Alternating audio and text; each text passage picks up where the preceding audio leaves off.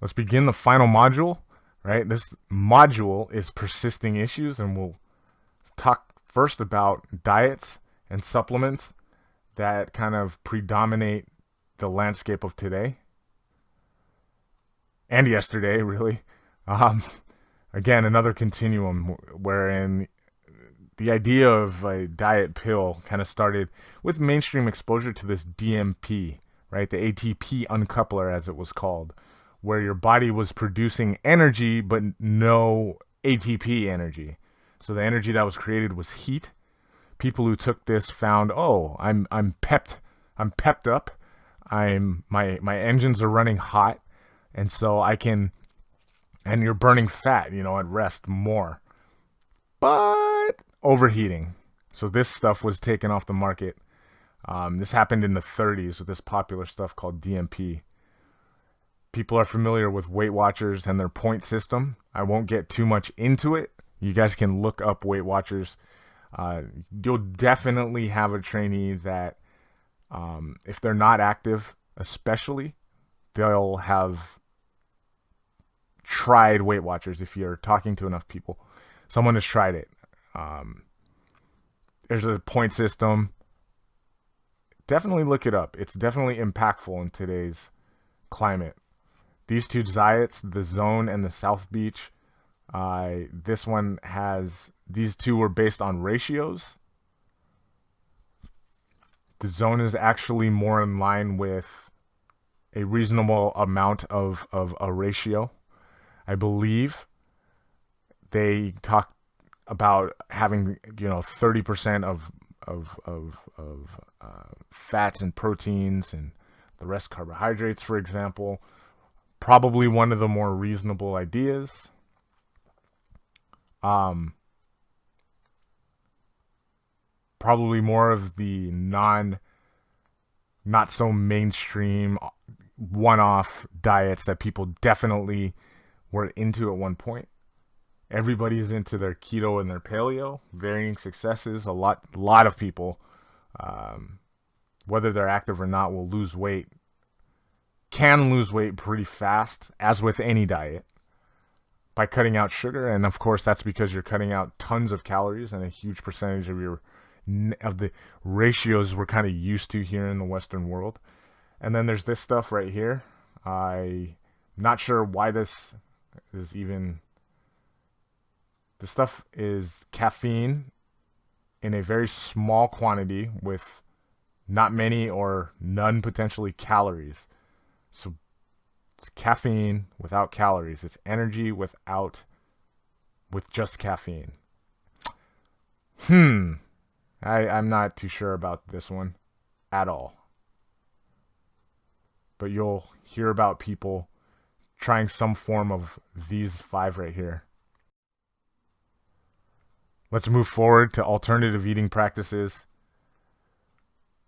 There are out there alternative health professionals who are pretty highly credentialed, which prescribe people, due to certain diseases, types of diets which are considered alternative. For example, a Hashimoto's diet or eating plan, an autoimmune diet. Those are kind of on the fringes, but you will come across folks who have alternative practices in their eating, and it's important to gently govern them into an idea that their alternative practice could commingle with more traditional, time-tested, normative practice, that it's important for them to do so as that which we know promotes health in their activities and daily lives. Okay? Not many of your active and athletic clients will be strictly adherent to these, but you will hear of them. And you'll definitely hear about, you'll definitely have vegans and vegetarians come in and see you who are very, very athletic, right? Who can be in varying stages of athletic. we'll touch on spiritual concerns.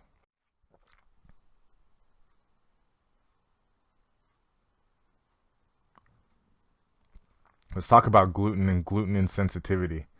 So when people think of gluten, what gluten is, it's a lot of proteins. It's a group of proteins that exists inside of the endosperm of a seed. Right? So rye, barley, and wheat, and sometimes some people are insensitive to oats. They'll find a list of proteins called glutens, which of course it becomes very elastic when kneaded and water. You know, when you cook a bread and you see those big holes, that's because gluten is there. So you'll notice a gluten-free product right away doesn't have as many of those big gaping holes, which actually form the structure and taste profile of breads. And so we can make this connection that the backlash on carbohydrates and breads and sugars are somewhat and in yeasts, right? People are not a fan of the dry active yeasts, and a lot of it's coupled with this villainy of gluten and the products of where it comes from, because it tastes so good, and yet there are people who feel as though it takes away from their health, right? And so these things are kind of bundled together. Malt also contains gluten. So let's get into it a little bit.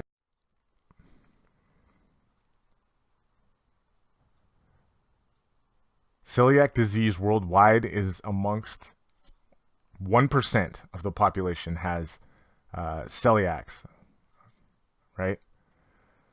But when you're talking about someone that's gluten intolerant, they're going to have a number of dietary restrictions with which they cease to eat gluten. They either have celiac disease, a wheat allergy, or NCGS, which is the gluten intolerant, right, amongst us. Those who choose not to eat gluten because it does a number of bad feeling health concerns to them. They feel like they can cut gluten out of their diet or want to. They're going to be this third one. Celiac is really you're pretty much born with it.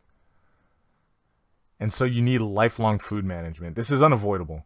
If you go to the doctor and the doctor tells you you have celiac disease, you have to change your diet or be victim to diarrhea, distension, and bloating, poor absorption in your gut. It's unavoidable. And so dietitians give people very low gluten, right, diets. A wheat allergy is an allergy in that it affects your body similarly to if you were allergic to grass, right? You'd get the puffy eyes, the runny nose, but it can also have include asthma and gut distress. Exercise-induced anaphylaxis.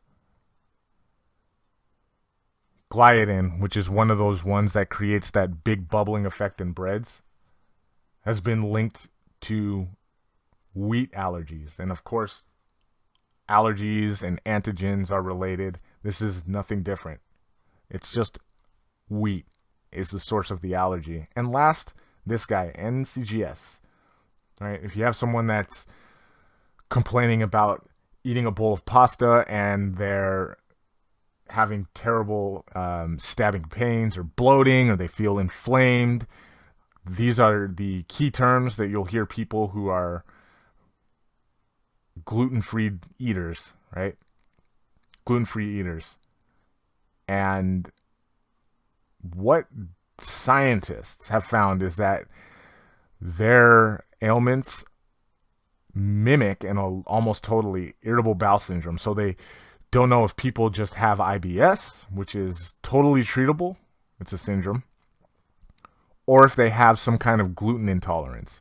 But know that gluten intolerance isn't a classical disease, in that there's no correlation between gluten being in these folks' diets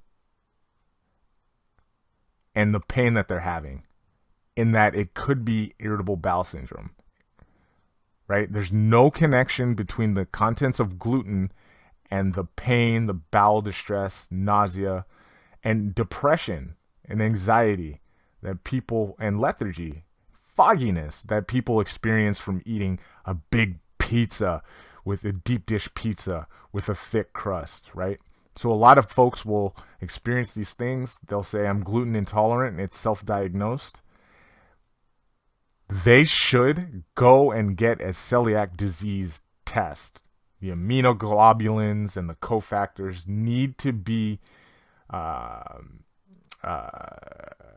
tested for, to see if they have celiac disease. If they do not, and these persist,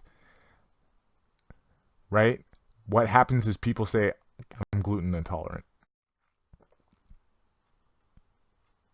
So in a celiac disease, gluten-free diet, you have celiac disease, you have to go on this diet in order to treat it. And what happens is you get rid of the gluten. Over time, your gut, your stomach distress starts to subside. All those symptoms go away. Gluten-free diets are said to be expensive and higher in fats and carbohydrates. So if you're eating gluten-free, you're probably paying more and you're getting more calories, which if you're paying more money and getting more calories, that's like fast food, right? That's what happens with fast food, is we pay more money and we get more calories. So that's a drawback. If you are gluten intolerant, apparently this is 0.5%, way less than the amount of folks who have celiac disease. This isn't a new thing either. They were finding out about this in the 80s with studies and in the 70s. Remember, these are people who don't have celiac disease but complain of symptoms like IBS. And so people will stop eating pasta for a day or gluten challenge, or 2-3 days, and they'll feel better. No inflammation, no bloating, nothing. I feel great. So as the gluten goes down, their symptoms subside almost immediately. This is because they feel they're gluten intolerant. One thing that could link back to the IBS is if the food they were eating, the pasta, was in a box, and that box had proteins on it due to manufacturing.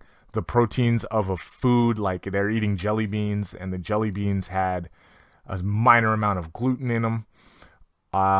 If they're eating foods that don't have gluten but have proteins, remember those glutens are a bunch of proteins, have the other proteins, they can also get these symptoms: the bloating, the uncomfortability, the fogginess.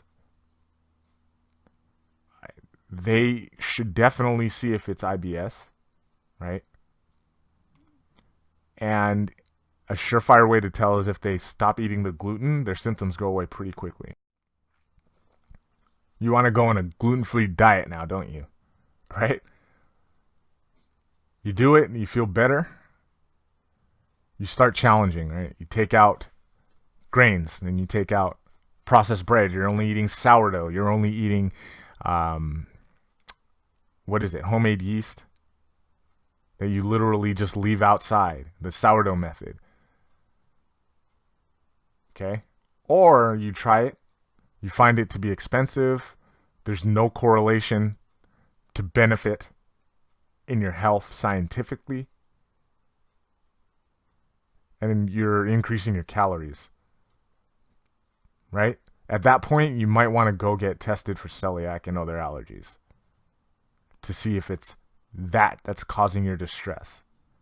If you're feeling better, okay, try to eat small amounts and see how that works with your body. Remember, okay, check out this website. the federalregister.gov. Type in gluten-free. There is a number of ways that foods can be called gluten-free. These are the two most kind of poignant, that ones that jump right out at you. Any food without gluten can be labeled as gluten-free. So you get a bag of organic broccoli. That's gluten-free broccoli.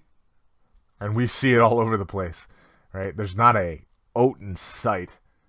And now, we're eating gluten-free, carrots. It's marketing.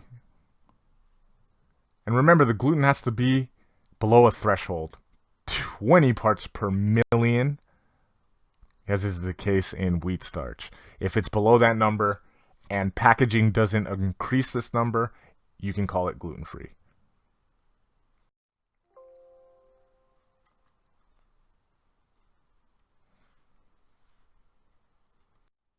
So, vegans and vegetarians, it's very hard for you guys to get B12, right? Because B12 exists in animals and humans. It's involved in carrying out metabolic energy processes. And so if you don't eat animals, and you're not an animal that eats animals, you're a vegetarian, you're not going to get much B12. And so foods that are fortified with it are good sources of B12, right? B12 is very important. Pernicious anemia is very important to avoid. Of course, an energy drink, that's one thing. If I know I'm not going to get any B12, I maybe can't afford or don't have anywhere near me, which isn't so common anymore, but I don't realize I need fortified sources of B12. One energy drink will give you thousands of B12, which is then stored in your liver, right? And this means that a lot of times our vegan and vegetarian friends and relatives, they trade in their meat products for things that are less healthy. So that's one of, I think, the primary concern, and it's been talked about for vegans and vegetarians, is that don't trade in your meat products for less healthy versions of plant products. Be aware, be open, and be keen. Know that you need B3, calcium, iron, that you can get from these sources right here, zinc, right? And that vegans also need to get a little bit more vitamin D on top of this other stuff. Right? Tofu, a great source of protein. And soy, always a good source of protein. These are other great sources. Right? Miso, dosa, soba noodles, porridge. These things can provide probably not 10 grams of protein, but for every serving, every, say, bowl of porridge, you can get 6 and 3. So maybe we can have 2 bowls or more, right?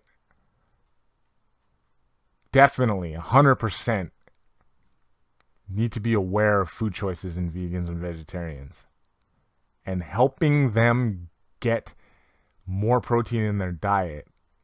As I had a young man come in for me too, helping him get it from yogurt, the old yogurt, the old standby, helping him get it from in his smoothies and throughout the day. We added a lot of legumes and nuts for him.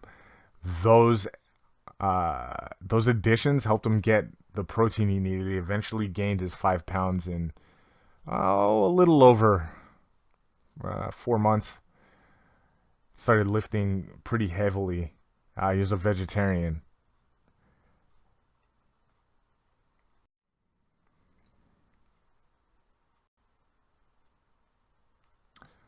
Is perfect eating a thing? Is it real? Perfect eating is not, it's like an idea. And so people will look at you guys as coaches and say, hey, you eat perfect. You can eat anything you want. When truthfully, quality coaches probably know more about how to balance their diets and are looking to sustain high levels of energy throughout the day. And we're experts. We're quality coaches. So we know that the best way to maintain high levels of energy is to eat a variety of foods. Those foods can be similar day to day. I can have the same thing for lunch. But quality coaches teach their trainees that why that is a quality lunch, for example. And I can eat a substitution instead of the usual sandwich salami that I have with lots of spinach and, honey mustard on some delicious bread. Instead, I can have a bowl of pasta with maybe a bowl of pesto, right? And still probably get a decent amount of protein. Maybe I only eat those two things. That's balance. And because it provides similar amounts and similar ratios of energy, right? We see that we can kind of be the standard bearers for balanced eating. It's not perfect, but we're always adjusting. We're always coming back to natural balance.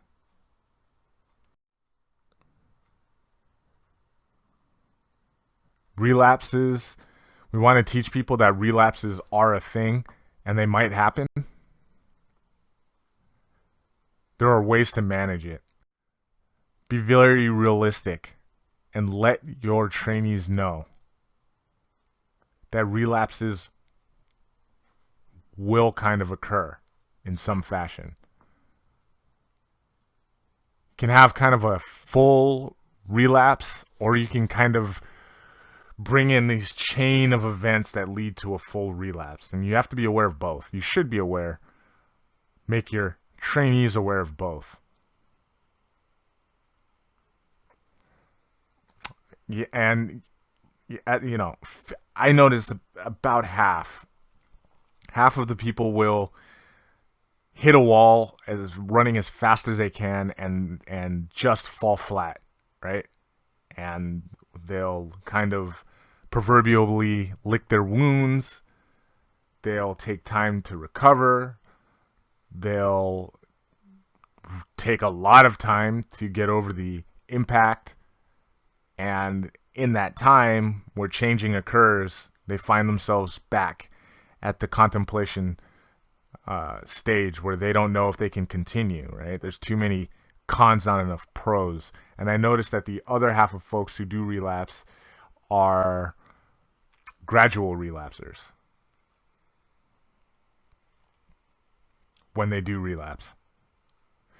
It's important. It's important. As quality coaches, we know that not everybody is going to go all the way to maintenance and exit that trans-theoretical stage, right? We have to provide them with skills, and the skills are going to be cognitive, right? It's going to help us be in the moment. Because if we're cognitive of the environment we're in, if the triggers are around us, if we're beating up ourselves for not completing a lift, for having a terrible workout week, for not setting PRs like we thought we would, if we're beating ourselves up, maybe we then forget all of the new changes. But the good news is these are isolated moments, and this isn't the final be-all, end-all. Right? It's not. If it's an isolated moment, what you do is you provide them with the skills they need to stay present and forget that that moment means anything more than what it is. You don't have to start over. A lot of people feel like they have to. Examine the changes that they've made. Keep them present. Keep your trainees present. You had a terrible week of working out. Okay? Remember that the changes you made are there to support your energy levels. They're there to support your weight loss. They're there to support your muscle building. We haven't stopped doing those things, so why would you change your entire eating profile? Right? Old conditioning pops up. This is just an old, useless habit. This is a process of old conditioning that pops up. And so catching yourself in the moment, thinking about what happened, getting past it, and using a method of bringing yourself into the present helps you to not ignore that it happened, but keeps you in the moment where change can continue to occur.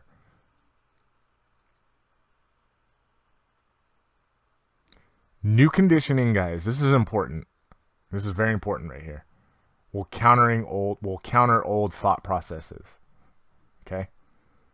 Old thought processes are there. They helped us out in a point in our life with different circumstances. New conditioning, the feeling of feeling and getting better, actually counters it. And it doesn't replace it. Oftentimes when we try to replace old thinking, that's when we relapse. We kind of set up this framework to fail. Congrats, coaches. Go out, do your thing, motivate as many as you can, guys. You made it through the class. You are change agents. Congratulations.